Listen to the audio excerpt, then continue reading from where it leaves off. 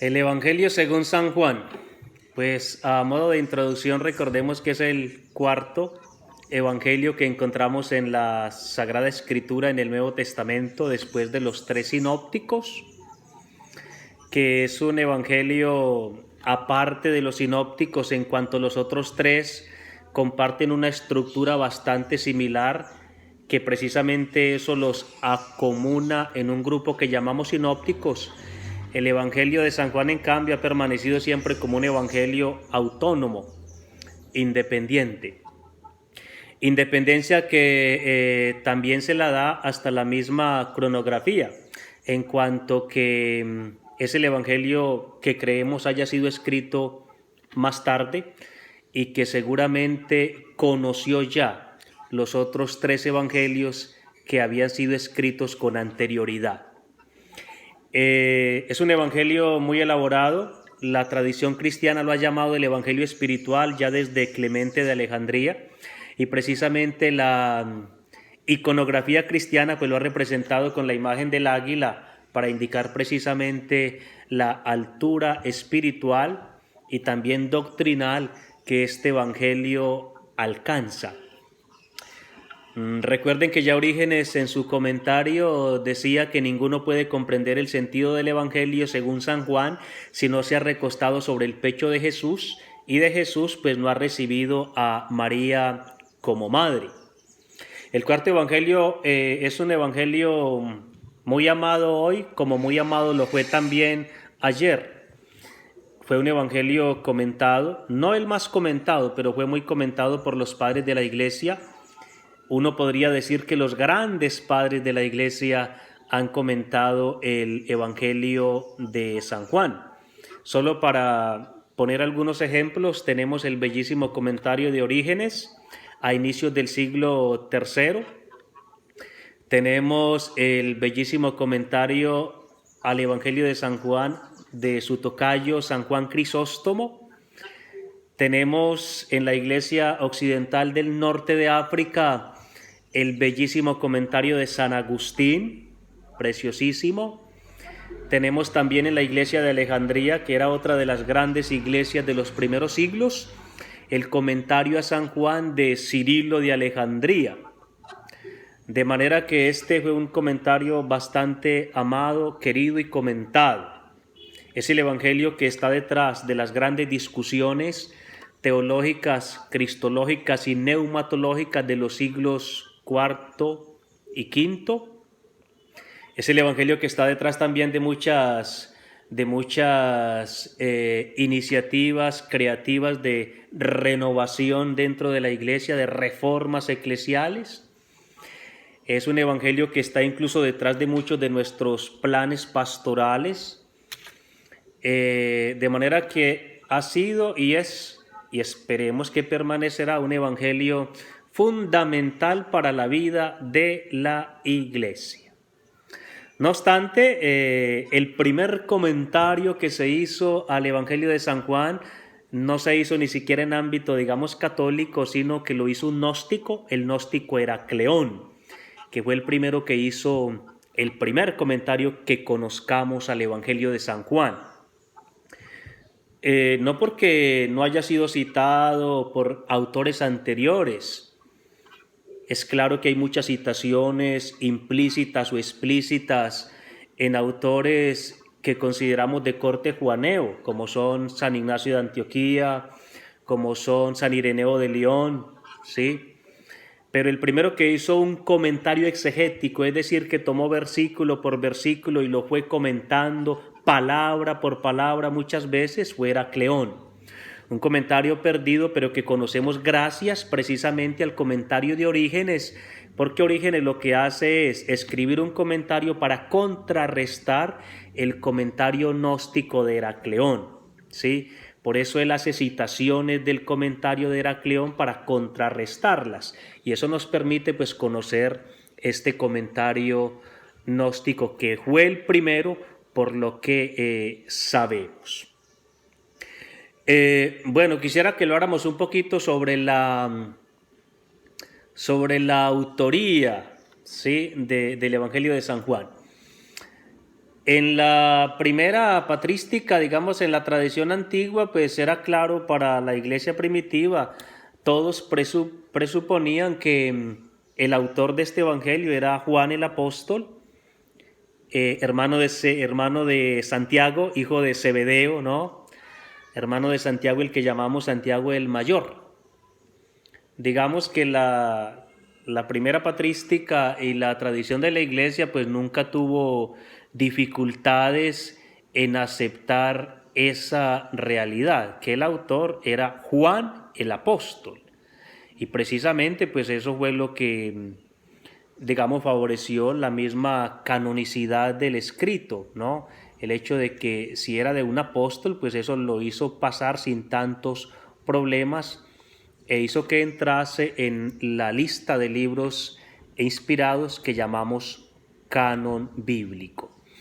Pero en la época moderna, cuando la llamada crítica literaria pues sometió como a prueba y comenzó a cuestionar muchas de nuestras antiguas convicciones, pues muchos autores comenzaron a proponer que, pues que en verdad Juan el apóstol no debería ser el autor del cuarto evangelio, y comenzaron a subrayar, por ejemplo, pues que Juan el apóstol era un pescador de Galilea, mientras que el autor del cuarto evangelio es un hombre pues erudito, que escribe con una profundidad doctrinal única, y que por tanto pues no parecía muy coherente que un pescador de Galilea fuese en verdad el autor de esta obra, ¿sí? Igualmente comenzaron a notar pues que la obra presentaba indicios de que había sido redactada en diversas etapas, o sea que no era una obra de una mano única que escribió en un momento único en la historia, sino que había sufrido, como muchos de los escritos del Antiguo y también del Nuevo Testamento, pues distintas etapas redaccionales. Sobre eso se ha discutido mucho, porque entonces si Juan el apóstol no es el autor, entonces ¿quién es?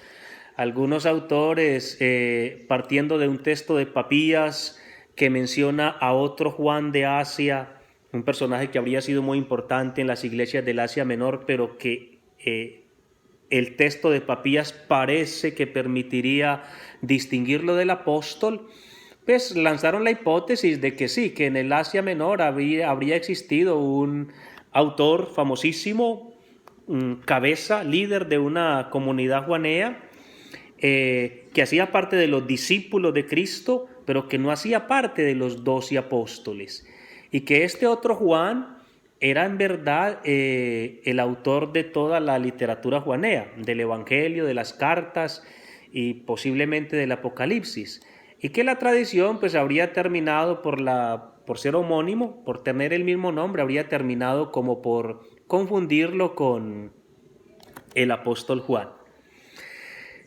Sobre eso se ha escrito mucho, hay artículos, libros, tinta ha corrido y sigue corriendo sobre eso. Hay algunos autores recientes que han propuesto una teoría que a mí me parece interesante, y con la que yo de pronto tiendo a comulgar más, y es esta, resumiéndoselas así en palabras sencillas. Esta hipótesis o teoría sostiene que efectivamente el Evangelio fue escrito en diversas etapas redaccionales, en las que habría que distinguir al menos 4 etapas redaccionales, pero que las 3 primeras habrían sido obra del apóstol Juan, más o menos así, que el apóstol Juan pues habría sido una persona que fue llamada por Cristo siendo muy joven, tendría en torno a unos 15 años, que hacia el año 50 más o menos, cuando estaba quizás todavía en Palestina, él habría hecho como la primera redacción, que habría redactado un poco lo que hoy conocemos en el Evangelio de Juan como el libro de los signos, es decir, la primera parte, los primeros 12 capítulos. habría escrito como una especie de colección de relatos, de milagros que Jesucristo, con quien él había convivido y compartido, habría pues realizado. Que más tarde, hacia el año 70, o sea, con la crisis que causó en las comunidades cristianas el año 70, con la caída de Jerusalén, pues con el éxodo, digamos el desplazamiento forzado, porque las comunidades tuvieron que salir de la Tierra Santa, digamos. Después del 70, cuando lo único que queda del judaísmo es el llamado fariseísmo, y el fariseísmo, entre las cosas que hace para ganar identidad, es atacar las comunidades cristianas, pues Juan habría hecho como una segunda redacción del Evangelio. Lo habría como reescrito de nuevo, ¿no? Habría tomado lo que tenía antes, lo habría vuelto a escribir y habría añadido sobre todo lo que hoy encontramos como las controversias, ¿sí? Porque uno en la primera parte del Evangelio encuentra los relatos de los signos que van seguidos de una serie de controversias o discusiones, sobre todo con el fariseísmo. Esa parte la habría escrito Juan después del año 70, cuando ya existía una pugna de las comunidades cristianas con el judaísmo, porque el judaísmo en práctica habría pues excomulgado las comunidades cristianas. Y que después, más tarde, después del año 90, o sea que Juan tendría ya entre el 90 y el 100, o sea, tendría algo así como unos 85 años, ya era un venerable anciano, con una vida cristiana pues de larga experiencia, habría escrito la tercera redacción del Evangelio, que habría hecho ya, digamos, un poco lo que tenemos hoy. Una primera parte, el libro de los signos, una segunda parte, el libro de la gloria, donde narra pues el gran discurso de despedida de Cristo en la última cena, ¿sí? Y que habría después ya del apóstol Juan, si alguien o algunos de la comunidad juanea habrían hecho una cuarta redacción, que es la definitiva, ¿no? Una revisión del texto que en práctica pues le habrían agregado sobre todo el capítulo 21, habrían como revisado todo y habrían agregado el capítulo 21, pues que claramente no parece del apóstol, porque el apóstol se ha despedido ya al final del capítulo 20, ¿sí?